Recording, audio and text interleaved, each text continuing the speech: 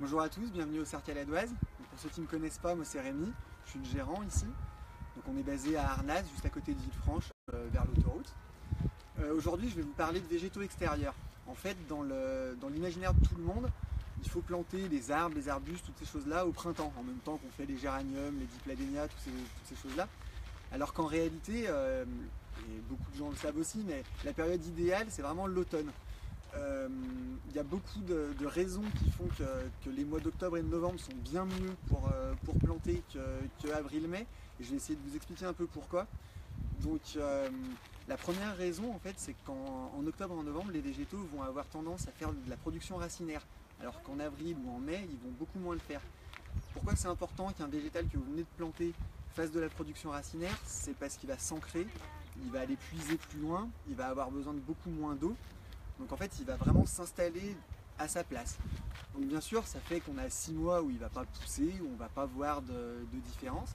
Mais pour autant, toute la partie non visible, donc la partie au sol, qui est la plus importante en fait, et va avoir un très très fort développement. Donc ça, c'est vraiment vital et c'est vraiment la chose à comprendre. Une fois qu'on a compris ça, généralement, on arrive vraiment à avoir des meilleurs résultats, des meilleurs taux de reprise. Enfin, pour la plante, c'est vraiment mieux. Alors je vais essayer d'un petit peu de vous expliquer pourquoi ça se passe comme ça, parce que c'est assez compliqué, c'est un problème d'hormones dans la plante. La plante, elle n'est pas capable de développer à la fois son feuillage et à la fois ses racines. Donc quand elle développe des racines, elle ne développe pas de feuilles et inversement.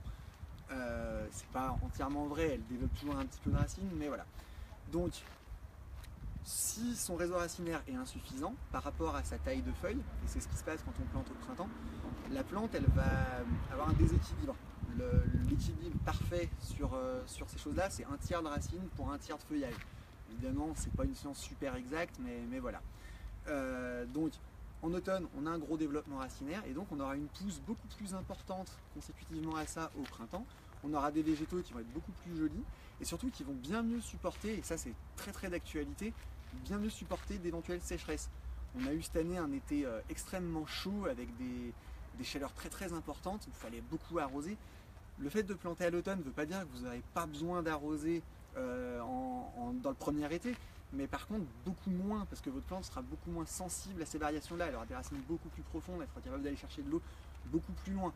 Alors bien sûr, sur des cas exceptionnels comme cet été, ça ne veut jamais dire qu'il ne faut pas arroser. L'arrosage la première année, quel que soit le végétal que vous plantiez, même du méditerranéen, est super important, parce que tout arrosage raté le premier été va engendrer sur le long terme des gros retards de croissance.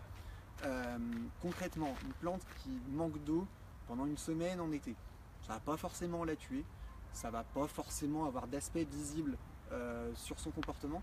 Par contre, c'est toute l'énergie qu'elle utilise pour survivre et qu'elle ne va pas utiliser sur l'automne suivant pour faire de la racine.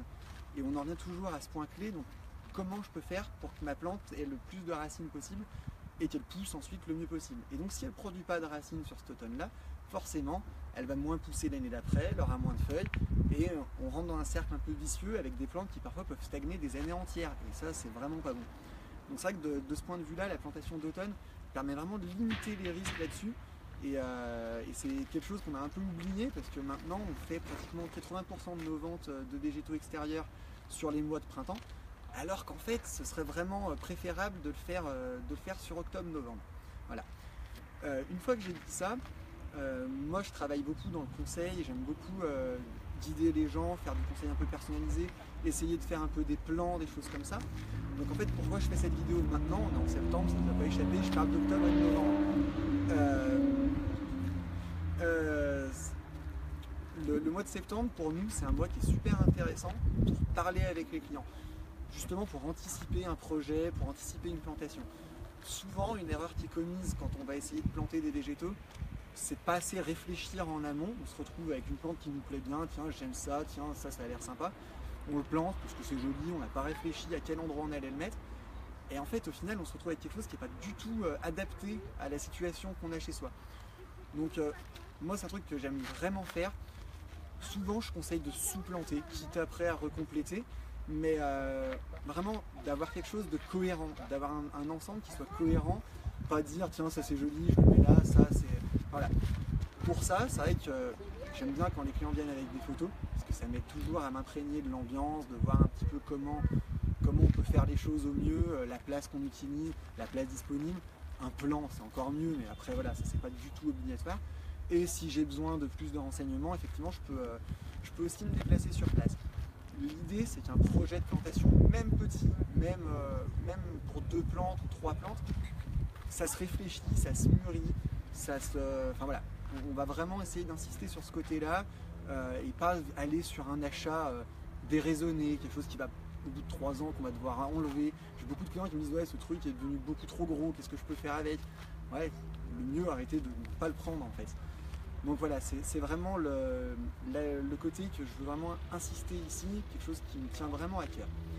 Et il y avait un dernier point aussi sur l'aspect plantation sur lequel j'avais vraiment envie d'insister, et on revient sur ce côté racine que j'évoquais tout à l'heure, c'est le côté amendement. Bien souvent, j'ai des clients qui préfèrent m'acheter un arbre plus gros tout de suite, plus cher forcément, et pas faire de travail de préparation du sol. Le problème avec cette logique-là, c'est qu'on revient toujours à une histoire de développement racinaire et au fait que la plante développe son feuillage avec la quantité de racines qu'elle a dans le sol. Si votre sol est très argileux, et c'est le cas dans 90% des domiciles dans la région de Villefranche, les racines se forment vraiment plus difficilement. Alors bien sûr, il y a des plantes qui sont très adaptées au côté argileux, mais si on se limite à ça, on se coupe de plein de variétés super intéressantes. Donc en fait, le fait d'apporter du terreau, le fait d'apporter du fumier, le fait d'apporter même éventuellement de la corneille, le fait d'amender le sol, en fait, c'est quelque chose qui va vous modifier le sol en profondeur, qui va permettre à votre plante de s'installer beaucoup mieux dans la durée, dans son nouvel environnement, vraiment de s'installer et donc de pousser plus vite. Souvent, l'économie de budget dans l'amendement, c'est une fausse économie parce qu'on se retrouve avec un arbre qui ne pousse pas, avec un arbre qui n'a pas le rendu escompté, voire qui développe des carences. Enfin, voilà. Tout ça, c'est un ensemble de choses en fait, que ce soit le conseil dans l'exposition, le conseil dans la taille, le conseil dans l'harmonie du choix, le conseil dans la période de plantation, le conseil dans la meilleure façon de préparer le sol. Enfin, tous ces points-là, ils sont tous aussi importants les uns que les autres dans la création de votre jardin ou même de votre terrasse, de votre pot, peu importe en fait. Mais dans tous ces cas-là, ces 5 points-là, ils vont vraiment être cruciaux.